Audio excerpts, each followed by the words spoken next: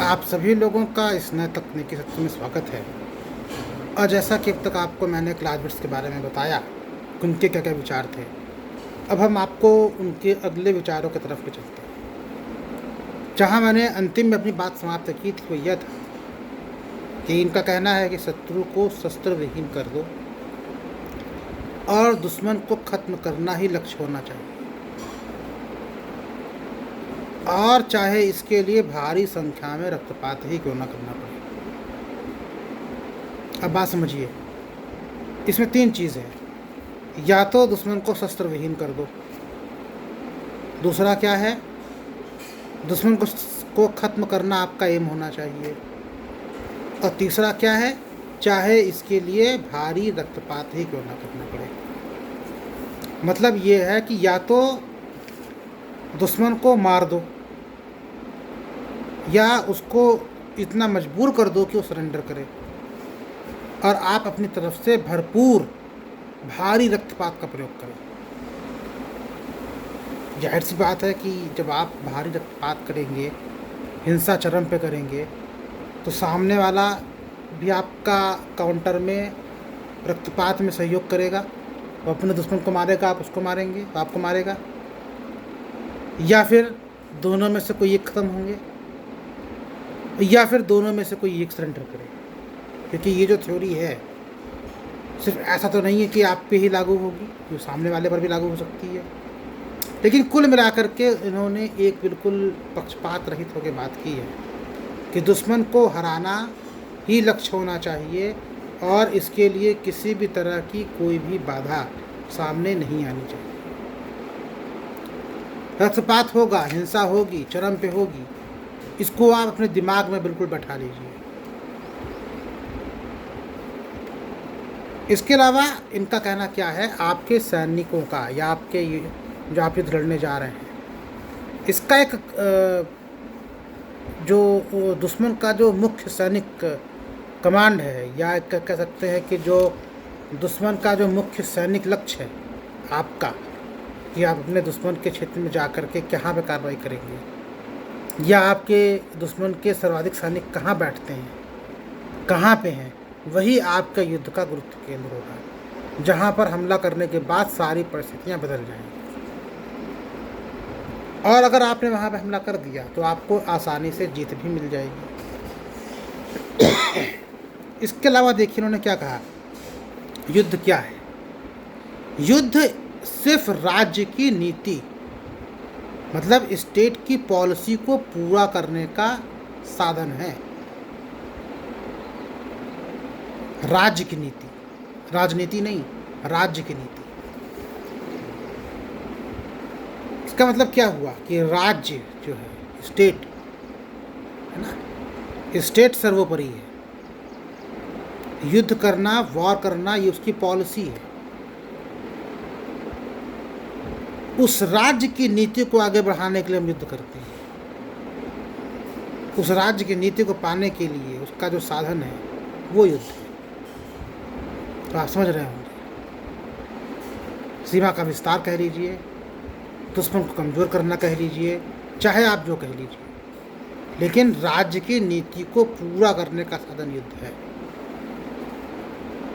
साहस और मनोबल, इन दोनों को बराबर बहुत महत्व देते हैं क्लासबिट्स। वो कहते हैं कि देखो, जब तक आपका मनोबल ऊंचा नहीं होगा, जब तक आपका साहस ज़्यादा नहीं होगा, आप दुश्मन को नहीं जीत सकते। देखिए इसके पीछे कारण भी है। दुश्मन कितनी भी बड़ी संख्या में क्यों ना हो, आपको जीतना है।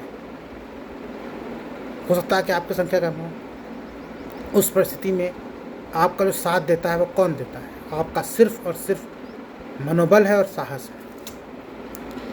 इसके अलावा ये कहते हैं कि दुश्मन पर हमेशा पूरी शक्ति के साथ हमला करो, पूरी शक्ति के साथ, उसको बिल्कुल भी बच के निकलने का मौका ना मिले। एक चीज़ और भी है, मान लीजिए अगर आपने पूरी शक्ति के साथ युद्ध नहीं किया या अटैक नहीं किया, तो आप ये गारंटी तो दे नहीं सकते कि वो नहीं करेगा, प्रतिकारात्मक कार्रवाई में वो अपना पूरा जोर नहीं लगाएगा। इसलिए आप एक ही बार में उस पर पूरी शक्ति से हमला कर दीजिए। दूसरा क्या है, दुश्मन को आपको उलझाना है, और एक शब्द यूज़ करते हैं, देखिए उसको कहते हैं मितव्ययिता, है ना। जहाँ पर जितना लगाना हो उतना ही लगाओ, ये चाहे वित्त के मामले में हो, चाहे आपकी किसी और भी मुद्दे पर हो सकता है। उसी तरीके से यहाँ युद्ध के बारे में भी है। अब ऐसा नहीं है कि मालूम चले कि आपको जहाँ पे कम सैनिकों की ज़रूरत है वहाँ पर आपने पूरा लगा रखा है, जिससे मैंने आपको 71 और 65 में पढ़ाया। पाकिस्तान चाहता, अब आपको मैं बता रहा हूँ, शक्ति की मितव्ययिता उन्होंने वर्ड यूज़ किया। पाकिस्तान चाहता तो क्या कर सकता था, पूरे पश्चिम सेक्टर पर इतना ज़बरदस्त दबाव डालता कि भारत को डर लगता कि भाई कहीं ऐसा ना हो कि पश्चिमी सेक्टर के कुछ जिले हमारे हाथ से निकल गए। लेकिन पाकिस्तान ने क्या किया, उसका तो सारा दिमाग छंब की ओर था। 65 में भी छंब, 47 में भी छंब, अब भी छंब। तो भारत तो तुम्हारी पॉलिसी समझ गया जब तुम हर बार छंब से चले जाते हो। और वहाँ पे पाकिस्तान ने अपनी सारी सेना जुझा रखी, पूरी सेना पाकिस्तान की वहीं पे खड़ी है। जम्मू से नीचे का एरिया है, अखनूर के आसपास का, और वहाँ से पंजाब और जम्मू मतलब कश्मीर में जाने का भी रास्ता है, पंजाब में भी जाने का रास्ता है, अखनूर के पास का एरिया। तो अब आप समझ सकते हैं कि भाई जहाँ पर जितने सैनिकों की डिप्लॉयमेंट करनी हो, आपके पास कितने हैं उसके हिसाब से करो। तीसरी बात ये देखिए, कहते हैं सरप्राइज अटैक की बात। देखिए सरप्राइज अटैक तो हमेशा करना चाहिए, है ना। वो किस तरह करना चाहिए, वो बड़ी चालाकी से होता है।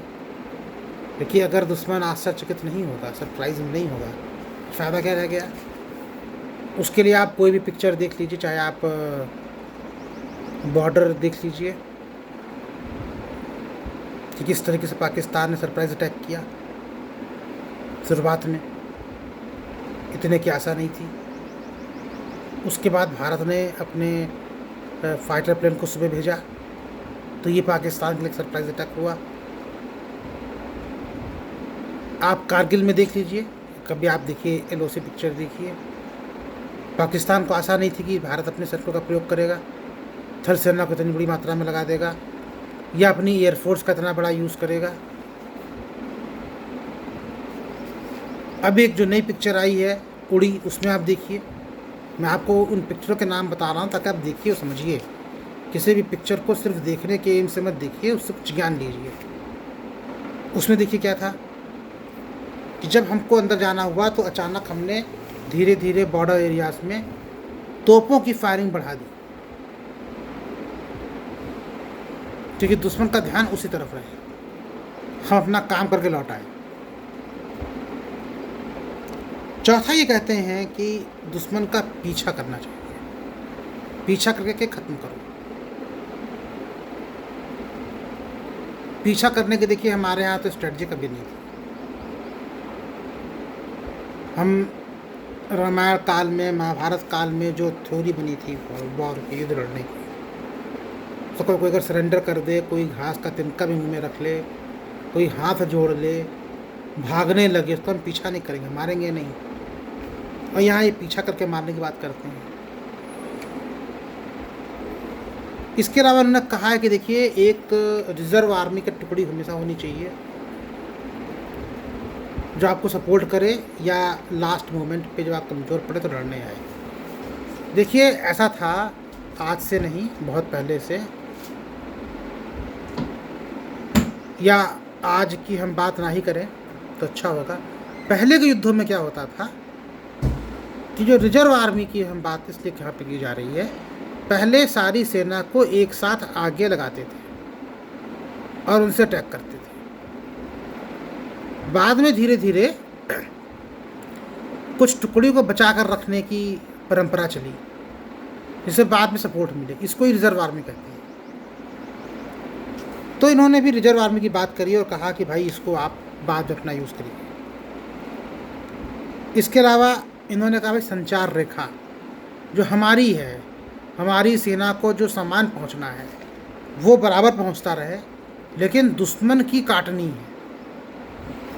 इसका एग्जाम्पल दे दूँ, जब 65 में, 71 में, फिर कारगिल में, पाकिस्तान का सदैव से उद्देश्य यही था कि पीछे से भारतीय सेना पर हमला करो और उनकी सप्लाई लाइन काट दो, उन्हें कोई सामान फिर ना पहुँचे। उससे क्या है कि जो कश्मीर में सेना है बिल्कुल फंस के रह जाएगी। ये शुरू से चालें होती है दुश्मनों की कि पीछे से वार करके और जो वहाँ सेना खड़ी है उसको फंसाने की, उसको कहते हैं सप्लाई काटना। लेकिन अपनी सुरक्षित रखो। इन्होंने एक चीज़ कही थी, अगर आपके पास अपनी रिजर्व सेना है तब भी अपनी जो आगे खड़ी सेना है उसकी मूवमेंट या उसका पता कहीं मत लगने दो। अचानक हमला करो और जो जहाँ पर दुश्मन सबसे ज़्यादा कमज़ोर है वहाँ पर अधिक से अधिक तेज़ी और मजबूती के साथ हमला करिए, ताकि वहीं पर दुश्मन तहस नहस हो जाए और दुश्मन का जो रास्ता है भागने का उस पर ही कब्जा कर लो, वहाँ भागने ना पाए। कब्जा हो जाएगा, जब भाग गए उसको वहीं पे मारो। और युद्ध शुरू करने के पहले आपको आरटी का फायर करना होगा। आरटी मतलब तोपों का फायरिंग शुरू करनी पड़ेगी। तो इस तरीके से आपने देखा कि क्लाउज़विट्ज़ जो आपके एक फर्स्ट यूनिट के एक महान विचारक हैं, उनके विचार क्या थे। देखिए, आज की तारीख से उसको मैंने कोरिलेट किया है, वो आपको सिर्फ समझाने के लिए किया है, उसको आपको लिखने की कोई ज़रूरत नहीं है। जो मुख्य मुख्य बातें हैं वही आप इनकी लिखेंगे, क्योंकि बहुत सी चीज़ें ऐसी हैं जो मैंने आपको समझाने के लिए यूज़ किया है। लेकिन ये बात सही है कि अगर क्लाउज़विट्ज़ कुछ और साल जिंदा होते और अगर उनको आनवार और अच्छे से अगर लिखने का मौका मिलता तो शायद कुछ और भी चीज़ें हम सब के सामने आ जाती। आपने हमें बड़े धैर्यतापूर्वक सुना, इसके लिए आप सभी का बहुत बहुत धन्यवाद।